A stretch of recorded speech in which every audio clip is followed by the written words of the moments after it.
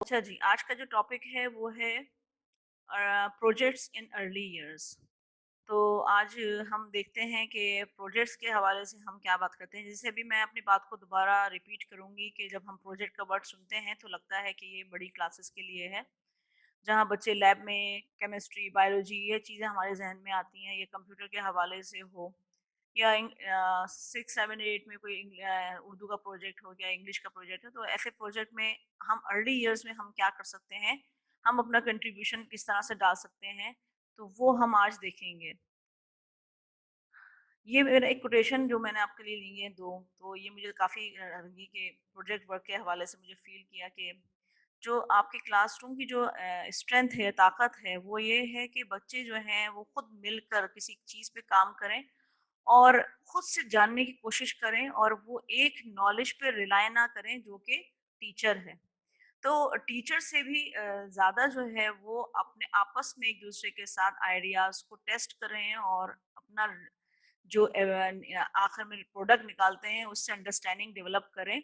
ना कि वो टीचर की तरफ देखें कि टीचर का जो हर्फ है। तो हम बात कर रहे थे प्रोजेक्ट इन अर्ली इयर्स पे और मैं आपको एक कोटेशन बता रही थी कि जब बच्चे कोलैबोरेटिवली खुद काम करते हैं, तो वो जो है एक्चुअली वो खुद ही लर्न करते हैं और ये लर्निंग जो है उनके लिए एक फन भी होती है और वो एक नॉलेज जो कि टीचर है उस पर रिलाई नहीं करते हैं, वो खुद से चीज़ों को टेस्ट करते हैं और उसको डिस्कवर करते हैं। और ये बात बिल्कुल सच है जो स्टीवन एंडरसन ने कही है, वो ये कि alone we are smart, together we are brilliant. तो ये याद रखें कि जब हम अकेले हैं तो हम स्मार्ट हैं, लेकिन जब हम बहुत सारे लोगों के साथ मिलके काम करते हैं तो हम ब्रिलियंट हो जाते हैं। अच्छा, हाँ, मैं पाकिस्तान के हवाले से बात करूँ क्योंकि कुछ हमारे पास इंटरनेशनल पार्टिसिपेंट्स भी हैं। तो हमारे पास अभी 2020 में अर्ली चाइल्ड केयर और एंड एजुकेशन का जो नया करिकुलम आया है, उसमें कुछ ऑब्जेक्टिव्स जो हैं वो मैंने पॉइंट आउट किए हैं, जो प्रोजेक्ट लर्निंग को जो है वो प्रोजेक्ट बेस्ड लर्निंग को जो है वो प्रमोट करते हैं। फॉर एग्जाम्पल वो कहते हैं कि भई जब बच्चे हमारे पास जो है बच्चों को अपॉर्चुनिटीज़ देनी चाहिए कि वो एक्टिव लर्निंग की तरफ जाएँ। तो एक्टिव लर्निंग की अगर हम बात करते हैं तो एक्टिव लर्निंग जो है वो बेसिकली ये है कि जब बच्चे जो हैं किसी जो आपका टास्क है वो मीनिंगफुल हो और बच्चे जो हैं वो इसमें एंगेज हों और उसको एन्जॉय करें और आपस में एक-दूसरे के साथ इंटरैक्शन करें, हेल्दी इंटरैक्शन करें और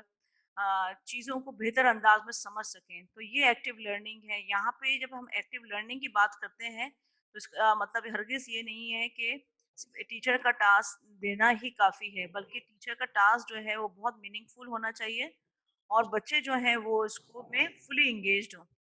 इसी तरह दूसरा अगर और प्रोजेक्ट में यही होता है कि जब आप ग्रुप बनाते हैं बच्चों को टास्क टीचर जो है वो सोच समझ के असाइन करता है, तो बच्चे जो हैं वो मिलके उस टास्क में एंगेज भी होते हैं और अपनी नॉलेज को वो एनहांस भी करते हैं। इसी तरह developing values, moral, ethics and civic.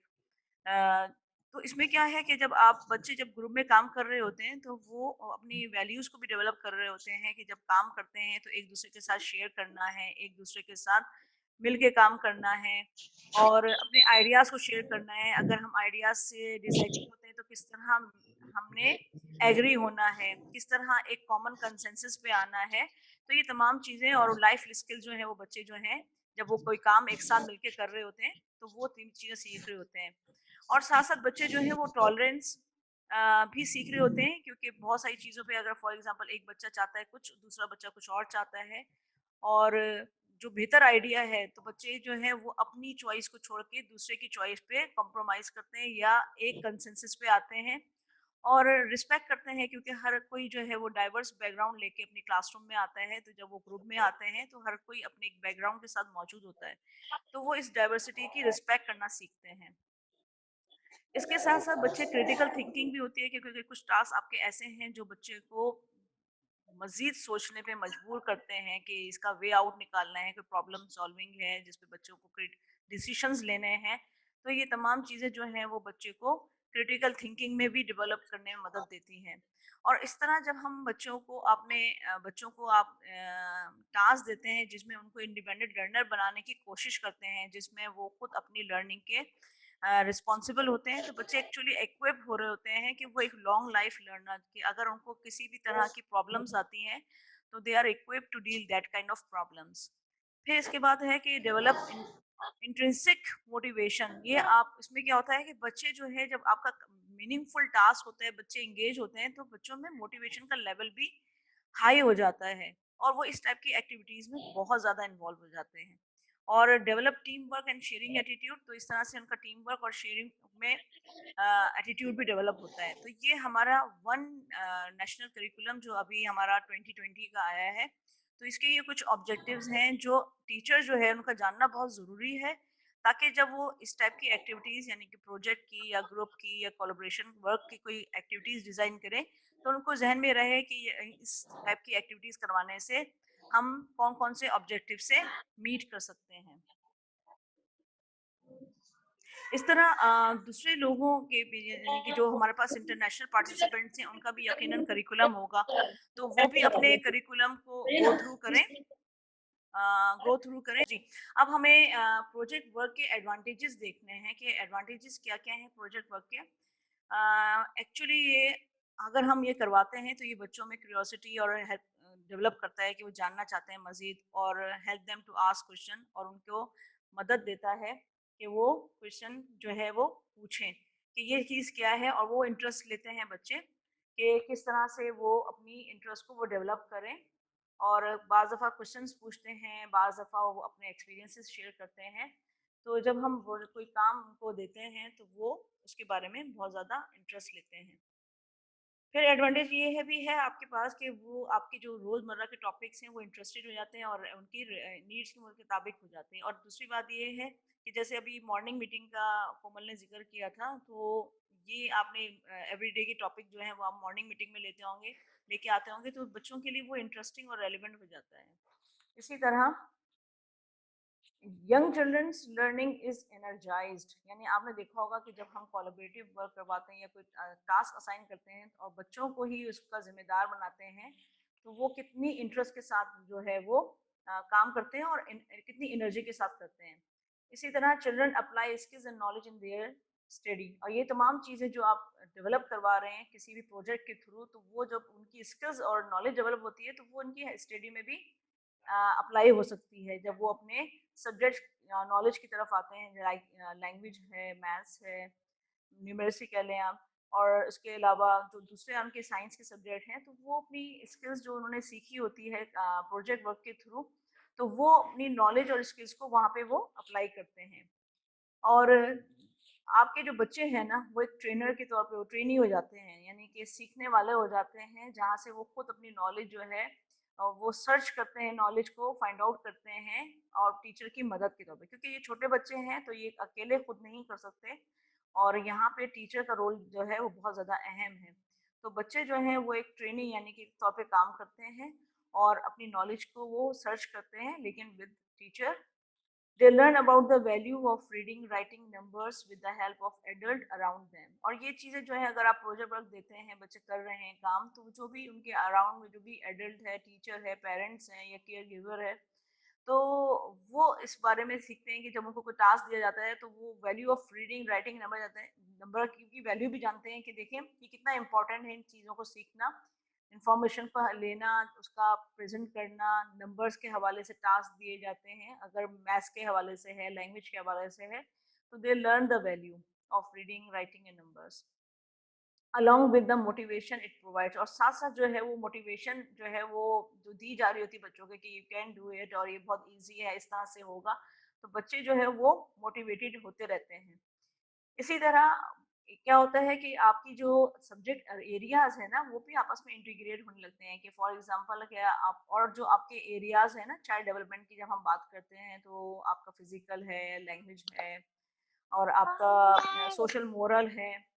इसके अलावा आपके पास जो है वो न्यूमरेसी भी है। तो ये तमाम जो एरियाज हैं वो इंटीग्रेट हो जाते हैं, इसमें हर चीज़ जो है वो कवर हो रही होती है। अच्छा, offer many chances to practise problem solving, जैसे मैं अभी बता रही थी कि जैसे क्रिटिकल थिंकिंग आ जाती है, क्योंकि करिकुलम में हमारा ऑब्जेक्टिव है कि करिकुलम जो है वो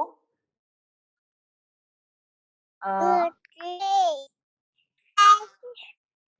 करिकुलम जो है वो हमारा वन जो करिकुलम मैं अभी आपसे शेयर कर रही थी कि बच्चों की जो है वो क्रिटिकल थिंकिंग डेवलप होनी चाहिए ऐसे टास्क हो। तो ये जो आपके प्रोजेक्ट वर्क है वो भी आपको एक चांस देता है और बच्चों यानी कि ऑफर करता है बच्चों को मैनी चांसेस टू प्रैक्टिस, यानी कि उसमें काफ़ी चीज़ें जो हैं वो बच्चों को प्रैक्टिस की जाती हैं, जैसे प्रॉब्लम सॉल्विंग है कि किसी भी चीज़ की वो अगर प्रॉब्लम आती है तो उसको सॉल्व कैसे करना है। और ज़ाहिर है जब सॉल्व कर रहे होंगे तो सारे पहलुओं पे गौर कर रहे होंगे तो ऑटोमेटिकली उनकी क्रिटिकल थिंकिंग भी डेवलप हो रही है। और कैसे कम्युनिकेट करना है, जो स्किल्स उनको चाहिए लैंग्वेज के हवाले से, मैथ्स की और साइंटिफिक अंडरस्टैंडिंग की, तो वो भी साथ साथ डेवलप हो रही होती हैं। तो इस तरह से ये जो प्रोजेक्ट है ये काफ़ी अहम है इस लिहाज से कि वो बच्चों को चांस देता है कि वो किस तरह से अपनी क्रिटिकल थिंकिंग को डेवलप करें, प्रॉब्लम सॉल्विंग हो और डिफरेंट स्किल्स जो हैं वो उनकी डेवलप हों। अच्छा जी। और ये जब हम प्रोजेक्ट वर्क की बात करते हैं तो इसमें यकीनन जो है वो बच्चे जब किसी चीज़ को काम कर रहे होंगे तो उनका कॉन्फिडेंस लेवल भी जो है वो बढ़ रहा होगा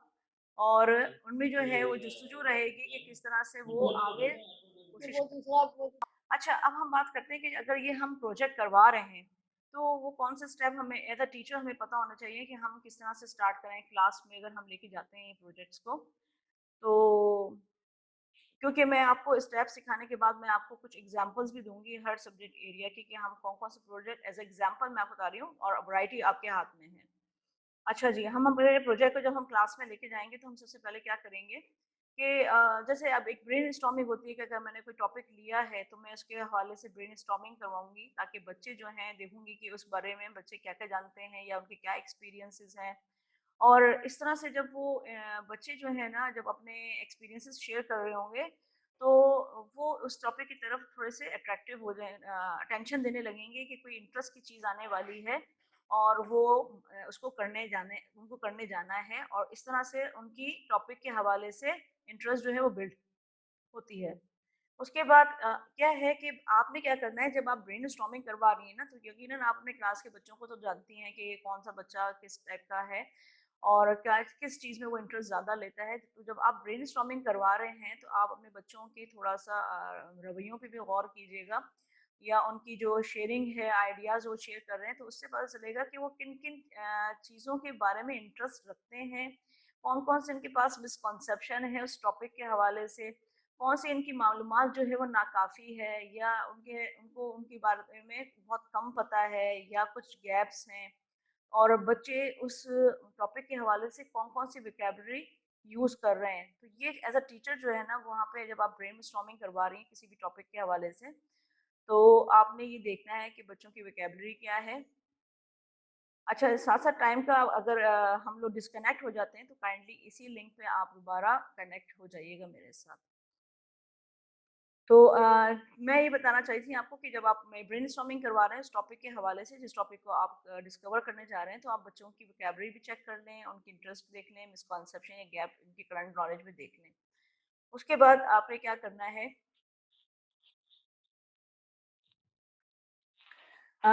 help them formulate questions which they can investigate. और उनसे पूछें कि आपको कौन सी चीज़ें ऐसी हैं जो आप मालूम करना चाहेंगे और देखना चाहेंगे कि आपकी इस चीज़ में आना चाहिए। और इसमें आप हेल्प भी कर सकते हैं कि बच्चे जो हैं वो कुछ कुछ क्वेश्चन जो है वो फॉर्मुलेट करेंगे ताकि वो उसके बारे में डिस्कवर भी कर सकें। या अगर आपका टॉपिक ऐसा है कि आप इजी टू डिफिकल्ट लेके जाना चाह रही हैं तो आप उनसे पूछें कि ठीक है आज हम ये चीज़ करना जा रहे हैं तो हमने इस तरह से करनी है। और अगर आपकी ऐसी चीज़ है जिसमें इन्वेस्टिगेशन है तो आपने इनमें से क्वेश्चन रेज करने हैं कि बेटा अब हमने कौन सी चीज़ें हमें मालूम करनी चाहिए जो हमें पता भी नहीं है। तो वो फिर आप उनसे क्वेश्चन फॉर्मुलेट करवा सकते हैं। फिर जब हमारे पास स्टेप 2 में क्या होगा कि जब बच्चे जो हैं ये ड्यूरिंग का है, जो मैंने आपको बताया वो बिफोर गिविंग एनी प्रोजेक्ट, या मतलब आपने कोई टास्क देने से पहले उस टॉपिक के हवाले से बच्चों की ब्रेनस्टॉर्मिंग करवानी है। फिर स्टेप 2 की तरफ आते हैं तो हम बच्चे जो हैं हो सकता है हमें ये जो हमने टास्क दिया वो फील्ड विजिट से रिलेटेड हो या किसी एडल्ट का इंटरव्यू हो या विद इन ग्रुप जो है उनको कोई चीज़ तैयार करनी हो या उसको डिस्कस करके कोई चीज़ जो है वो उनको प्रेज़ेंट करनी हो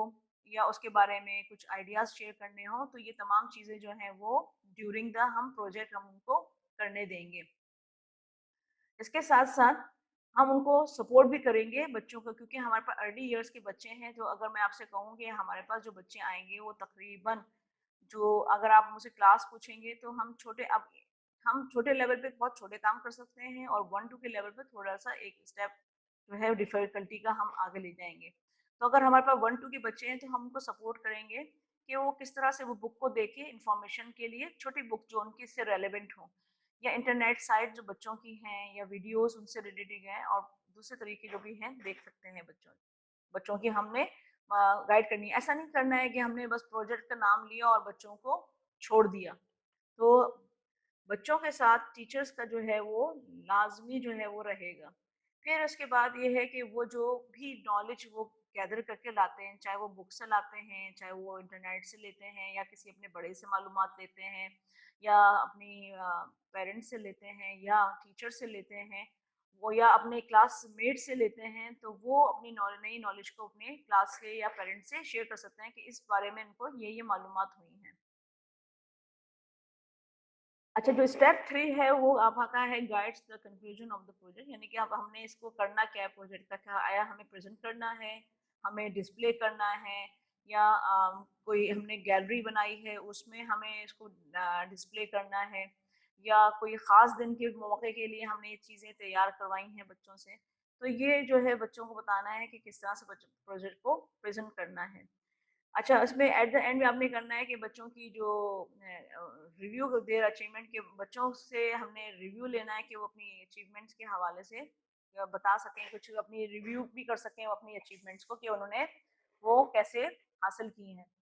या उनको इस मंजिल तक पहुंचने के लिए या इस टास्क को कंप्लीट करने के लिए किस तरह से उन्होंने स्टेप्स लिए हैं, और जो उन्होंने के लिए फायदेमंद साबित हुए हैं।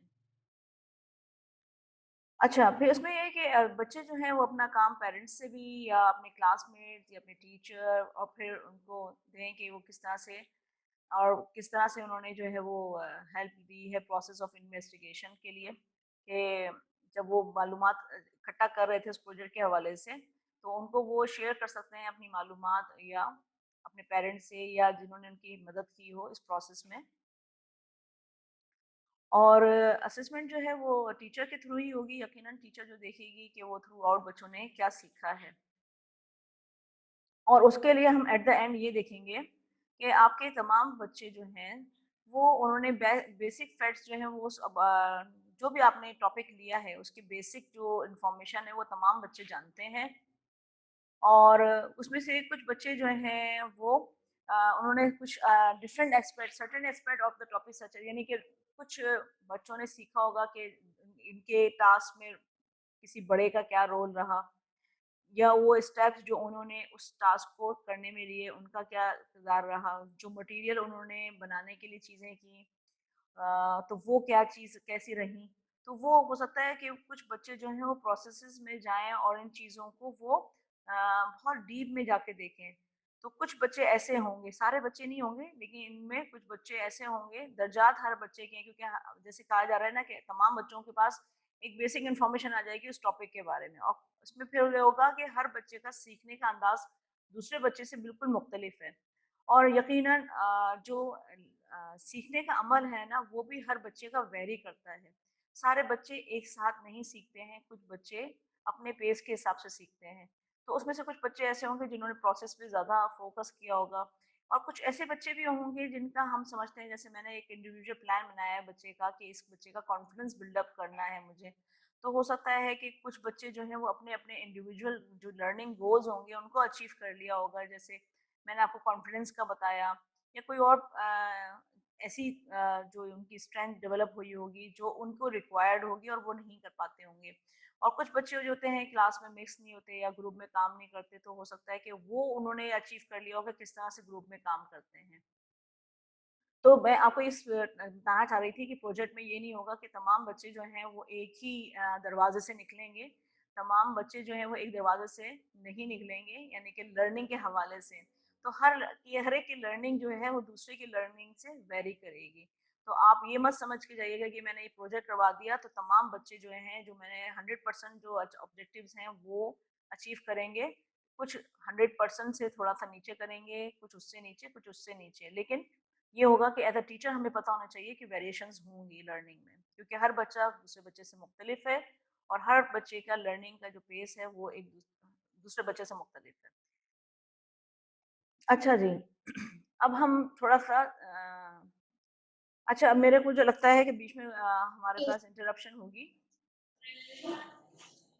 अगर हम डिस्कनेक्ट हो जाते हैं तो I would like you all to connect. अच्छा जी, अब हम बात करते हैं थोड़े से सैंपल प्रोजेक्ट के लिए, कुछ मैंने आपके लिए निकाले थे कि अगर हम लैंग्वेज की बात करते हैं, क्योंकि अर्ली इयर्स हैं तो यकीनन हमारे पास KG1 कहीं पे नर्सरी है, कहीं प्ले ग्रुप है, तो प्ले ग्रुप से नहीं बल्कि हम नर्सरी या KG1 यहाँ से जो हमारी क्लासेस शुरू होती हैं लाइक 4 ईयर से ऑनवर्ड, तो उन बच्चों के हवाले से आप खुद देख लीजिएगा कि आपकी अपने एनवायरनमेंट के हवाले से, आपके अपने बच्चों की नीड के और एज अप्रोप्रिएटनेस के हवाले से आप प्रोजेक्ट को सिलेक्ट कर सकते हैं और उसको मुख्तलिफ प्लेटफॉर्म पे आप जो है वो फाइंड आउट भी कर सकते हैं। तो कुछ सैम्पल मैंने आपके लिए जमा किए थे, वो मैं आपसे शेयर करना चाहती हूँ। जैसे प्रोजेक्ट्स इन लैंग्वेज, तो उसमें हम क्या कर सकते हैं।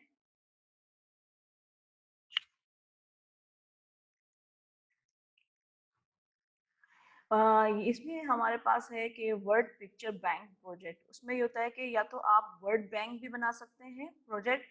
जिसमें ये मैंने आपको एग्जाम्पल अपोजिट दिए हुए हैं कि बच्चा जो है वो या तो पिक्चर्स डिस्प्ले करे और उसका अपोजिट की भी पिक्चर डिस्प्ले करे, तो या तो ये वर्ड अपोजिट हो सकते हैं, सिनोनिम्स हो सकते हैं।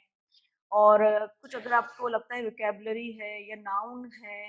तो बच्चे जो हैं वर्ड पिक्चर बैंक प्रोजेक्ट बनाएंगे। और अगर पिक्चर्स को मैंने इसलिए डाला है कि वो अर्ली इयर्स है, तो बच्चे जो हैं वो पिक्चर से ज़्यादा अट्रैक्ट होते हैं, तो ये चीज़ उनकी हेल्प करेगी कि वो ऐसे प्रोजेक्ट डिज़ाइन करें जिसमें वो पिक्चर का भी इस्तेमाल करें और वर्ड भी। तो वो आपने देखना है कि आपने अपोजिट कराना है, सिनोनिम्स करवाने हैं, आपने ऐसी जनरल वोकैबुलरी एक वर्ड को आपने इंट्रोड्यूस करवाना है, या आपने देखना है कि कुछ आपकी जो आपने जो टेक्स्ट बुक स्कूलों में टेक्स्ट बुक होती है तो उसमें से कुछ आपके न्यू वर्ड्स इंट्रोड्यूस करवाने हैं।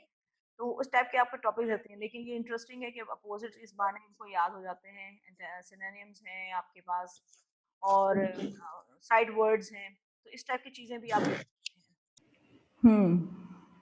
हम लैंग्वेज की बात कर रहे थे वर्ड पिक्चर बैंक प्रोजेक्ट के हवाले से, तो उसमें अपोजिट का सिनोनिम्स का मैंने आपको बता दिया था, तो ये काफ़ी हमने अच्छा डिस्कस कर लिया। उसके बाद मैं आपको कही थी कि कोई भी स्टोरी बुक अगर वो बच्चे बनाएं, थ्रू पिक्चर्स भी वो बना सकते हैं, कि वो अगर वो कोई बच्चे पिक्चर्स के थ्रू वो स्टोरी बता सकते हैं तो वो भी अच्छा है, और अगर कोई बच्चे जो हैं उस पर कुछ वर्डिंग लिखना चाहें तो वो भी हो सकता है। तो दोनों चीज़ें पॉसिबल हैं, और बच्चे स्टोरी में वैसे भी बहुत ज़्यादा दिलचस्पी लेते हैं, तो वो इसको बहुत खुशी से करेंगे क्योंकि उनके बहुत सारी स्टोरीज होती हैं। मैम अच्छा, एक भी हमने तो बनती हैं, जी सॉन्ग बुक्स बनती हैं जिसमें पोएम्स होती हैं। हम आखिर में इसको डिस्कस कर लेंगे कि आपके पास जो भी अभी आइडिया होगा तो हम उसको भी देख लेते हैं, ठीक है ना। तो एट द एंड हम डिस्कस करेंगे कि और क्या क्या हो सकता है, वो मैं आपसे पूछूंगी। तो अभी आप मेरी चीज़ें देखें, फिर मैं आपसे पूछूंगी आपके पास कौन कौन सा आइडियाज़ हैं, ठीक है। अच्छा, ये द मीनू प्रोजेक्ट क्या होता है कि उसमें आप बच्चों को 4 से 5 हेडिंग्स दे दें कि जैसे स्नैक्स है, मील्स हैं, डिज़र्ट है, या कोई उनके पास जूसेस के हवाले से है, तो वो बच्चे जो हैं वो अपना मेनू खुद से उसमें जो जो आइटम्स आते हैं वो उसमें वो बनाएं, और एक अपना एक मेनू उनको, क्योंकि हर बच्चे का एक एक्सपोजर होता है कि वो रेस्टोरेंट में, और अगर नहीं भी जाते हैं तो बच्चों को ये इंट्रोड्यूस भी आप करवा सकते हैं कि जब हम किसी रेस्टोरेंट में जाते हैं तो वो हमें एक बुक देता है जिसमें मुख्तलिफ डिशेस उनके पास जो अवेलेबल होती हैं वो उनकी एक लिस्ट होती है। तो वो बच्चे जो हैं वो मिलके तैयार कर सकते हैं, और उसको चाहें कि वो पिक्चर फॉर्म में भी कर सकते हैं, और उसमें वो अपनी पसंद की चीज़ें डाल सकते हैं। इसके बाद ABC बुक, अगर बहुत छोटे बच्चे हैं तो हम ABC book with the help of teacher, क्योंकि देखिए कोई भी चीज़ वो खुद से नहीं कर सकेंगे, लेकिन उनको टीचर की एक सपोर्ट जो है वो चाहिए होगी। तो ABC बुक प्रोजेक्ट भी हो सकता है जिसमें ए से रिलेटेड चीज़ें, आइटम उनको जो नज़र आते हैं वो ड्रॉ भी कर सकते हैं, या मुख्तलिफ जगहों से उनकी पिक्चर्स जो है वो काट के पेस्ट भी कर सकते हैं। तो जो भी अवेलेबल हो उनके लिए, जो भी आसानी हो, तो बच्चे इसको बहुत शौक से करेंगे कि ए से रिलेटेड जितने भी चीज़ें आती हैं तो उनको वो बना सकें, लिख सकें या ड्रॉ भी कर सकें। अच्छा, एक रेसिपी बुक प्रोजेक्ट है जिसमें छोटी-छोटी सी रेसिपी है। फॉर एग्ज़ाम्पल ये बनाना कुकीज़ है जिसमें एक बनाना लेना है और क्रैकर्स लेने हैं, उनको क्रैकर्स को जो है वो चॉप कर लेना है लॉक बैग में, और फिर उसमें बनाना को जो है वो पीसेस को लगा देना है और बनाना के पीसेस को डाल के शेक कर देना है। तो जो आपके क्रैकर्स होंगे वो बनाना के पीसेस पे चिपक जाएँगे, तो वो एक कुकी हो जाएगी। तो इस तरह की छोटी-छोटी 3 से 4 लाइनें बच्चों के साथ हम कर सकते हैं सैंडविच मेकिंग, क्योंकि बहुत दफ़ा मैंने स्कूलों में देखा है वो सैंडविच मेकिंग का तो करते ही हैं। इसके अलावा छोटी-छोटी जो रेसिपीज़ हैं वो एक रेसिपी बुक बना सकते हैं। उसमें आप बता दें बच्चों को कि आपको 4 से 4 अपने रेसिपीज़ लिखनी है, तो वो जूस की भी लिख सकते हैं, तो जिसमें छोटा से छोटा और उसके हवाले से वो स्टेप्स की या तो पिक्चर्स भी बना सकते हैं, और उसके बारे में अगर वो जुमला लिख सकें एक-एक, तो वो भी लिख सकते हैं with the help of teacher. अच्छा, ये कलेक्टिवली भी हो सकता है बैनर मेकिंग प्रोजेक्ट। अगर आप चाह रहे हैं कि आप कोई चीज़ जो है वो बच्चों के लिए सेहत के हवाले से कोई बैनर बनाना चाहते हैं ताकि वो डिस्प्ले हो और हर बच्चे का कंट्रीब्यूशन भी नज़र आए, तो teacher with the help of students जो है वो ये बैनर्स भी हम बना सकते हैं, क्योंकि बच्चों की ड्राइंग अच्छी होती है, टीचर जो है वो दूसरे उनके हेल्प कर सकती है चीज़ों में। तो एक बैनर जो बना सकते हैं और बच्चे जो हैं उसमें इन्वॉल्व होंगे और they will own that one, क्योंकि वो उनमें उसका पार्ट रहे हैं। उसके बाद है पोस्टर मेकिंग प्रोजेक्ट। तो कुछ डिफरेंट हमारे पास डेज आते हैं जिसमें हम बच्चों को इन्वॉल्व कर सकते हैं कि वो पोस्टर बनाएं किसी भी मैसेज को देने के लिए या किसी भी अच्छी बात को फैलाने के लिए। तो उसमें हम बहुत सारी चीज़ों का टॉपिक ले सकते हैं जो हमारे अपने इर्द गिर्द के हवाले से हो, चाहे वो अपने विलेज के हवाले से हो, चाहे अपने शहर के हवाले से हो, या कोई प्रॉब्लम आपको नज़र आती हो या उसका सोल्यूशन आप बताना चाहते हो, या कहीं आप किसी को सजेशन देना चाहते हो, तो उस टाइप के प्रोजेक्ट बच्चे जो हैं वो पोस्टर बना सकते हैं। अच्छा, पोएम की जो आप कह रही थी ना, तो ये पोएम प्रोजेक्ट भी हो सकता है कि जैसे अगर आपने कोई पोएम पढ़ाई और आपने कहा कि ठीक है अब हम इस पोएम को जो है वो डिस्प्ले में लेके आते हैं, तो वो बच्चे जो है वो इस तरह से उसकी पिक्चर्स जो है वो काट के डिस्प्ले की फॉर्म में भी ला सकते हैं। तो उसमें क्या होगा कि जो कुछ वो राइम्स पढ़ रहे हैं तो वो उसको वो विजुअलाइज भी कर रहे हैं और उसको वो टच भी कर सकते हैं और देख भी सकते हैं। ठीक है, ये 5 लिटिल डक्स की एक मशहूर पोएम है जिसको बच्चों ने जो है वो एक विजुअल में डाल दिया, दिखाने के लिए कि एक मॉडल बना दिया है एक्चुअली। तो बच्चों को ये पोएम हमेशा याद रहेगी, क्योंकि वो उन्होंने इस सीन को जो है विजुअलाइज कर लिया और बाय मेकिंग जब वो कर रहे होंगे तो वो इसको एंजॉय कर रहे होंगे। और इसी तरह आपके पास क्ले होती है ना, उसमें भी ये आपकी डक्स का बन सकता है। बच्चे जो हैं वो क्योंकि इनकी मोटर स्किल्स जो होती है ना, जो आपकी बच्चों की, वो भी हेल्थ वो डेवलप होती है बहुत। तो जो आपकी क्ले है उससे भी ये डक्स का जो 5 डक्स हैं वो बना के पॉन्ड बना के वो भी इस तरह से डिस्प्ले कर सकते हैं। अब आती है हमारी प्रोजेक्ट इन मैथ्स। अगर हम मैथ्स की बातें करते हैं तो प्रोजेक्ट मैथ्स में ये है कि आप जिस तरह हम एबीसी बुक की बात कर रहे थे, यहाँ पे नंबर बुक भी आ सकती है कि जहाँ पे बच्चे जो हैं वो नंबर के साथ साथ आइटम्स भी ड्रॉ कर सकें अकॉर्डिंग टू द नंबर, और चाहे उसको 1 लिखें, ONE 1 करके लिखें, 2 लिखें, ठीक है ना। तो नंबर यूज़ करें, साथ साथ लैंग्वेज भी यूज़ कर सकते हैं, पिक्चर भी यूज़ कर सकते हैं, तो ये वेरिएशंस हैं। इसके बाद ये भी हो सकता है कि आपने एक टिन पैक लिया और उसमें आपने डिफरेंट शेप्स काट के, और नीचे जो है वो अगर आपके पास पेपर है या किसी और किस्म का मटेरियल है तो आपने स्क्वायर, रेक्टेंगल या सर्कल, जो शेप आप उस एज ग्रुप को पढ़ा रही हैं तो वो आप उनको बच्चों को दे सकती हैं। तो बच्चे जो हैं जब ये शेप सॉर्टर बना लेंगे तो बच्चे जो हैं इसके ऊपर जो शेप बना हुआ है उसके अकॉर्डिंग जो है उसके अंदर स्क्वायर के पीसेस को स्क्वायर में डालेंगे और सर्किल के पीसेस को सर्किल में डालेंगे। तो ये भी एक बड़ा वो है, जब ये मेकिंग कर रहे होंगे तो दे विल एंजॉय, और इनडायरेक्टली वो शेप भी सीख रहे होंगे। ये शेप व्हील भी है। अगर आपके बच्चे और ज़्यादा शेप सीख रहे हैं तो आप इस तरह से एक व्हील भी बना सकते हैं जहाँ पे मुख्तलिफ शेप्स हों, और ये पैग्स जो कहलाती हैं, जो हम कपड़े सुखाने के लिए यूज़ करते हैं, इसको पैग्स कहते हैं। तो वो वहाँ पे आपने ड्रॉ करके फिर बच्चे जो हैं वो उससे मैच कर सकें कि कौन सा शेप कौन सा है। ग्राफिंग प्रोजेक्ट भी हो सकता है, इसमें आप बच्चों से सर्वे करवा लें, या तो उस वो ग्रुप सर्वे करे कि भाई कौन से बच्चों को जो है वो गाड़ियाँ पसंद है, किसको प्लेन पसंद है, या किसको वाटर का हवाले से पसंद है। तो जो उनके पास पसंद आए कि भाई 10 बच्चे जो हैं वो गाड़ियाँ पसंद करते हैं, या जो भी चीज़ें लैंड पे चलने वाली हैं वो, तो वो उसका ग्राफ बना सकते हैं। जिनको हवाई जहाज़ पसंद है वो हवाई जहाज़ के हवाले से लगाए, तो पता चल जाएगा कि कौन से बच्चे जो हैं वो ज़्यादातर लैंड में जो चलने वाली चीज़ें पसंद करते हैं,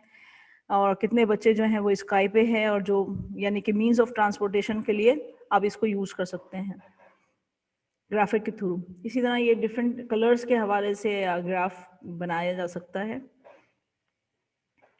अच्छा, टेलिंग द टाइम, तो जिस तरह से बच्चे जो हैं वो टाइम को, यानी कि एक वॉल क्लॉक को जो है वो ड्रॉ कर सकते हैं, और वो short hand and long hand जो है वो बना सकते हैं, आवर का और 1 मिनट्स का। इसके थ्रू जो है वो बच्चे टाइम भी सीख सकते हैं, और मुख्तलिफ टाइमिंग्स अगर आप उनको बताते जाएं तो वो उसको सीखेंगे भी और वो डिमॉन्स्ट्रेट भी कर सकते हैं।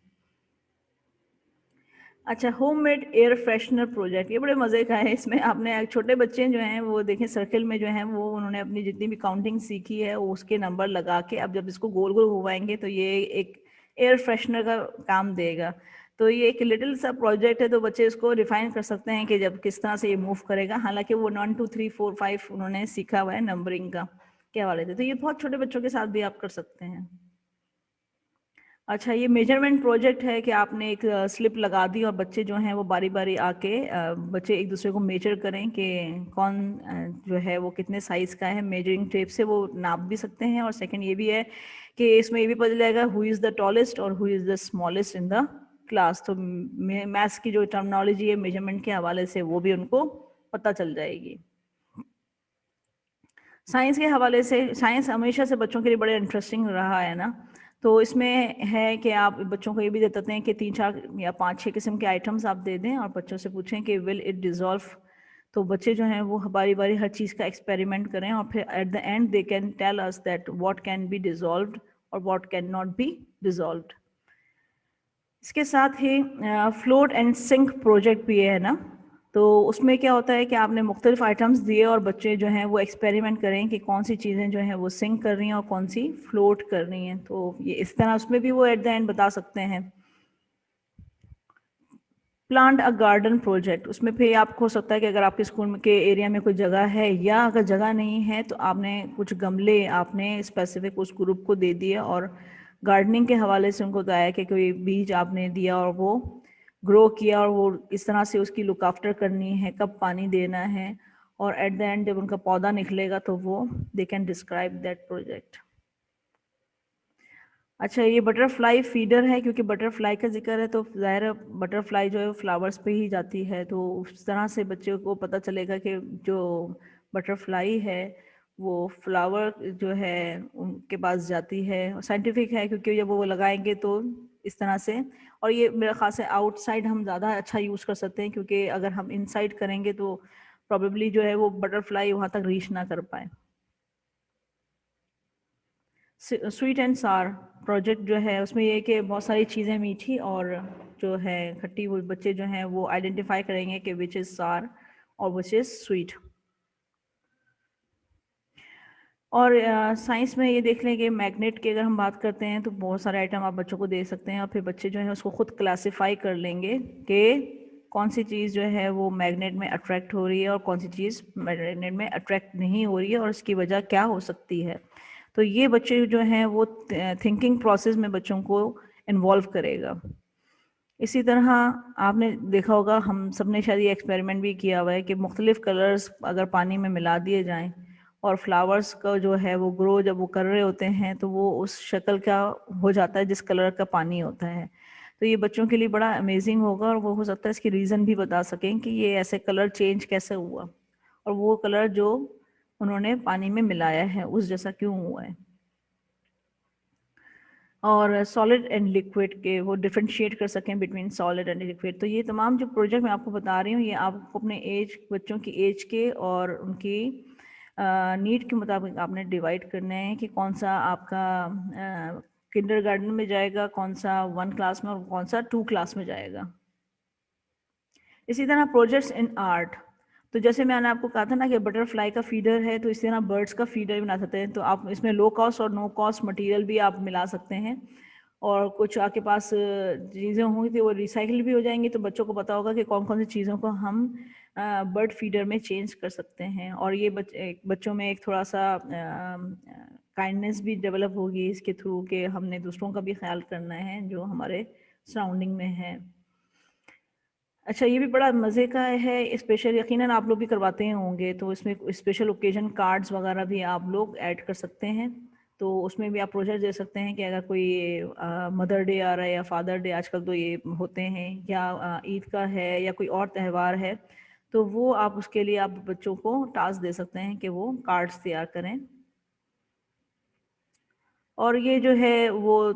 मेक अ रोबोट पपेट, तो पपेट बनवाना सीखेंगे तो इसमें मुख्तलिफ गत्ते और इस टाइप की शुरू होके बच्चे जो हैं वो उसको रोबोट पपेट भी बना सकते हैं, और हो सकता है कि उसको पीछे वो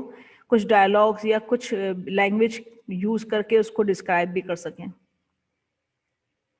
अच्छा, ये 3D मॉडल हमने थोड़ा सा स्कल्पचर देखा है कि एक ट्री बनाने की कोशिश की है, जो अगर आपके पास जो बाहर सूखी टहनियाँ होती हैं उनको लेके बीड्स लेके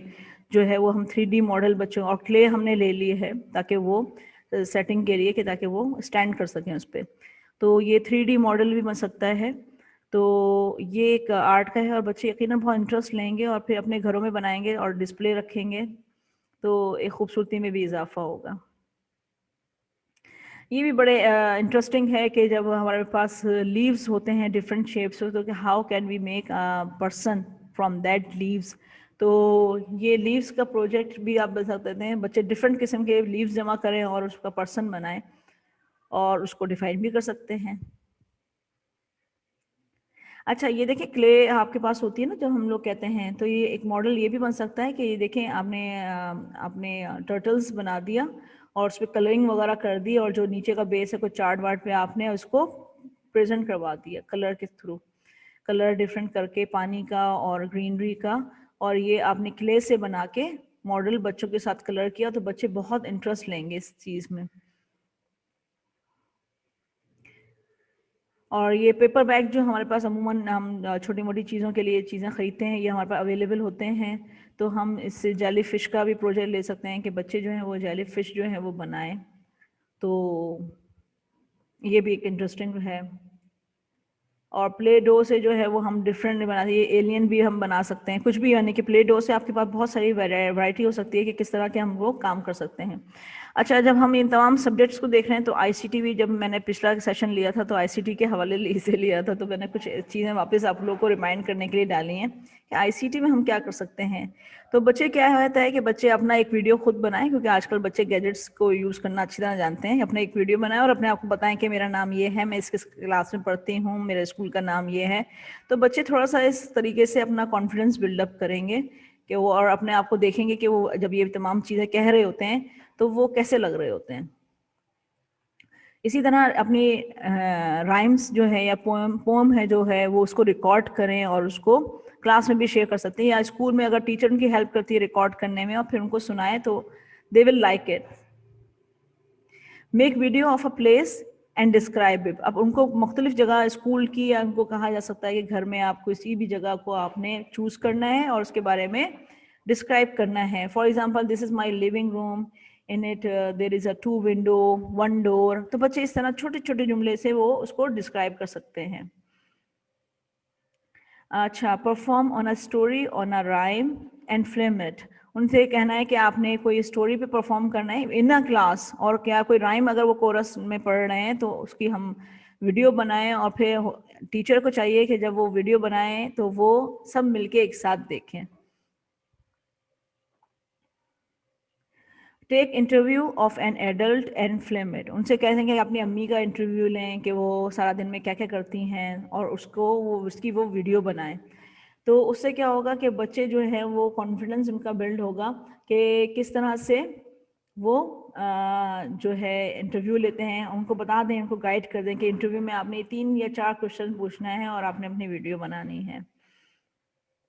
रिकॉर्ड योर फेवरेट स्टोरी। अगर आपको कोई अच्छी सी आपके पसंद की कहानी है तो आपने क्या करना है, वो अपनी पसंद की कहानी अपने आपने सुनानी है और आपने इसको रिकॉर्ड करना है। और ये भी हो सकता है कि टीचर रिकॉर्ड करे और क्लास में वो सुने, तो तमाम बच्चे भी उसको दोबारा सुने और उसको एंजॉय करें।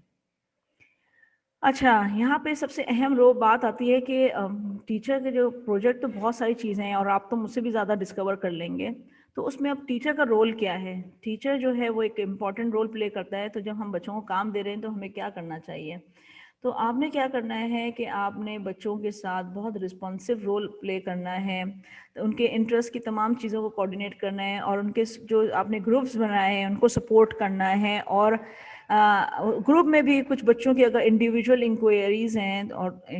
हैं या कुछ उनके पास प्रॉब्लम है या वो कुछ शेयर करना चाहते हैं या उनके पास कोई आइडिया है, तो आप उसको मज़ीद उनकी हेल्प कर सकती हैं इन तमाम चीज़ों में। और आपने क्या करना है कि अपने बच्चों को बहुत ज़्यादा इंकरेज करना है। जब आप ब्रेनस्टॉर्मिंग करवाते हैं तो बच्चों को बहुत इंकरेज करना है कि ये चीज़ हम बहुत इंटरेस्टिंग करने जा रहे हैं, और उनको कहें कि वो एक्टिवली पार्टिसिपेट करें। आप टीचर ने भी करना है, बच्चों ने भी करना है। जब आपको वो मोटिवेटेड देखेंगे तो ऑटोमेटिकली बच्चे भी मोटिवेटेड होंगे। और आप क्या करें कि उनकी अंडरस्टैंडिंग चेक करने के लिए उनसे डिफरेंट क्वेश्चंस पूछें और देखें कि सब बच्चे एक पेज पे हैं जो काम हम करने जा रहे हैं। और टाइम टू टाइम जो है वो देखते रहें कि बच्चे जो हैं उनकी क्यूरियोसिटी जो है वो कायम है, जो वो चीज़ों को फाइंड आउट कर रहे हैं या उन पर इन्वेस्टिगेशन कर रहे हैं। और आपने क्या करना है, आपने उनको उनकी ज़रूरत के मुताबिक जो उनकी रिसोर्सेज हैं वो प्रोवाइड करनी है। हिंडर नहीं होना चाहिए उनके किसी काम में, और उनको फुल सपोर्ट हो। और आप एज अ लर्नर नहीं बल्कि को लर्नर होंगे, क्योंकि आप भी साथ साथ सीख रहे होंगे। तो आपकी मोटिवेशन से वो भी बच्चे भी मोटिवेट हो रहे होंगे। तो you and kids are both co learners. और आपने ना बच्चों को, हमारे यहाँ अमूमन ये कहा जाता है कि नहीं भाई ये नहीं करो, तुम ये नहीं करो, वो नहीं करो। लेकिन हमारे यहाँ होता है कि बच्चों को जो है वो आप अलाउ करें कि वो अपना रिस्क लें और गलतियाँ करें, क्योंकि गलतियाँ करने से ही हम ज़्यादा बेहतर ज़्यादा तरीके से सीखते हैं। लेकिन हम इतना आदी ना कर दें कि हर बात में ही वो गलतियाँ करते रहें। गलतियाँ करें लेकिन उनको इनकरेज करें, ओके ये हो गया है लेकिन don't think too much on that one, what we have to do next. तो बच्चों को ये चीज़ हमेशा याद रहेगी कि अगर कोई प्रॉब्लम हो जाती है, कोई चीज़ सही नहीं हो पाती है, तो उनके ध्यान में ये जुमला रहे कि व्हाट टू डू नेक्स्ट, क्या करना चाहिए, क्या ऑल्टरनेटिव्स हैं। तो इस तरह से हमने सिर्फ बच्चों को ये नहीं कहना है कि आपने रिस्क लेना है, बल्कि उनको साथ ये भी कहना है कि रिस्क लेने के साथ साथ ऑल्टरनेटिव वेज पे भी उनको नज़र रखनी है। और तमाम बच्चों को आपने सपोर्ट करना है, हर बच्चे को आपने सपोर्ट करना है कि वो अपने चीज़ों को बेहतर तरीके से कर सके। तो जनाब यहाँ तक तो मेरी बातचीत हुई। तो अगर कोई चीज़ आपको नहीं है क्लियर या कुछ आपके पास अच्छे आइडियाज़ हैं तो आप इस सेशन में हैं, तो आप मोस्ट वेलकम।